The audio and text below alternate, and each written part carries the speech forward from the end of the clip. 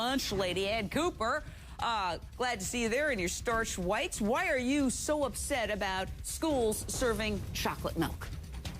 I mean, we just shouldn't serve our kids that much sugar. Most chocolate milk has twice as much sugar as the same fat content of regular milk. There's no reason with this obesity crisis to be force-feeding our children sugar.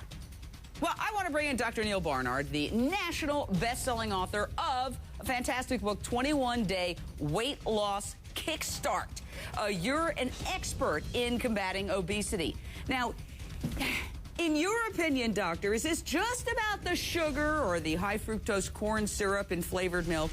What about the milk itself? Is the milk itself helping or hurting our children? It's hurting our kids, and the problems are that kids today are in the worst shape of any generation we've ever had. The risks of diabetes, the risks of obesity, the risks of high cholesterol and the heart disease it leads to, they're higher than we have ever been. And a big part of the reason is that schools, sometimes they are forced to, they are feeding junk to kids. It's as simple as that. And it's not just the sugar that's in the milk, it's the milk itself. The main nutrient in skim milk, believe it or not, even before you add anything to it, is sugar, lactose sugar. There's fat in it as well. The proteins, a lot of kids don't react to it. Kids just don't need it. Well, what about that calcium argument? And the Dairy Council talks about that. We got a statement from the Dairy Council that essentially says that the nutrients that are of public health concern, calcium, vitamin D, and potassium, are these essential nutrients found in milk. Sure, there is a certain amount of calcium in milk, but asphalt has calcium in it. There's calcium in so many foods, and that doesn't mean you should be eating it. Green leafy vegetables have calcium, beans have calcium. You just don't need calcium from milk.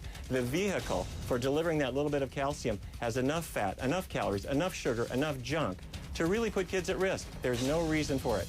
Well, here's my take, okay? And I want to do full disclosure to my viewers. I'm a vegan. I do not drink cow's milk, and I have not in at least 15 years. Now, I want you to meet my great niece, Nicole. She's 13 and a half, and this young lady has never tasted cow's milk in her entire life.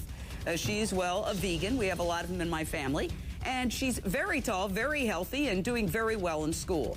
I think she's living proof that this whole idea that a human child must have cow's milk, could be a selling tool that we critically need to question. Now, the National Dairy Council says it's difficult and expensive to replace the nutrients lost from decreased milk intake in school meals. We just talked about the calcium.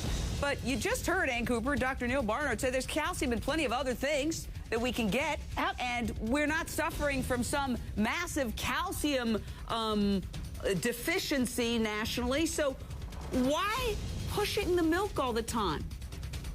Well, I absolutely agree. There is not a calcium crisis in America. There's an obesity crisis in America.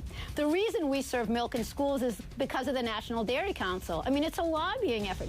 As a lunch lady, I have to serve milk at every meal. I have to offer it to every kid.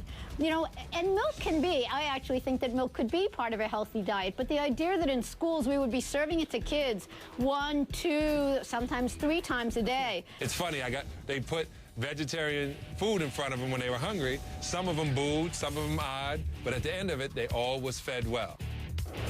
All right, that's my vegan buddy, NBA great John Sally. We're back talking about the childhood obesity epidemic and this whole controversy over flavored milk. That's some kind of chocolate milk, strawberry milk, the milk that they serve in schools that critics are saying, hey, it's contributed to the obesity crisis, and we're actually expanding the conversation. So what about milk in general? Dr. Neal, here's my thought, and somebody told me this. I didn't think this up myself. Cow's milk was meant for cows. We're the only species, we human beings, that steal the mother's milk from another species and drink it for ourselves. So what does cow's milk do in terms of how it works on calves, and how does that relate to human beings? Yes, well, I think that's so important. The purpose of milk, if I can put it that way, is not for dunking cookies in it.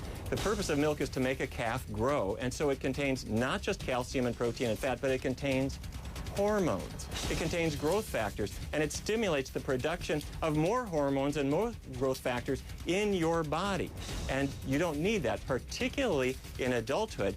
There's a lot of evidence that men who are drinking milk 2 or 3 times a day have more risk of prostate cancer. That's because the growth in their body is of cancer cells. Now, that's pretty frightening. But if you look at kids who are drinking milk, they get no advantage for their bones. Back in 2005, an article in Pediatrics showed that kids who never drink milk have just as healthy bones as kids who do.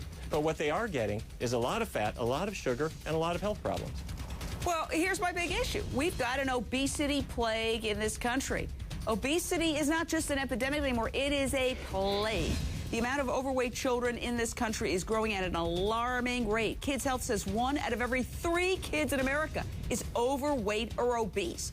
So I have to ask you, Ann Cooper, we're talking about the sugar, and now we're hearing from Dr. Neal and other people say it, even though, it's against that whole mantra about milk does a body good. But I think it's time to question and not just march in lockstep and say, why this constant drumbeat that everybody has to drink milk when nature didn't design it for human beings, it was designed for calves?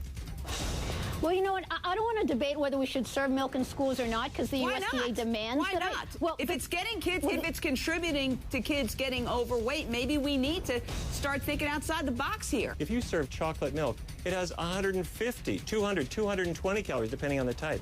It's a big part of the obesity problem. All right. I absolutely agree with that. I absolutely agree with that. We have to get the flavored milks out of school.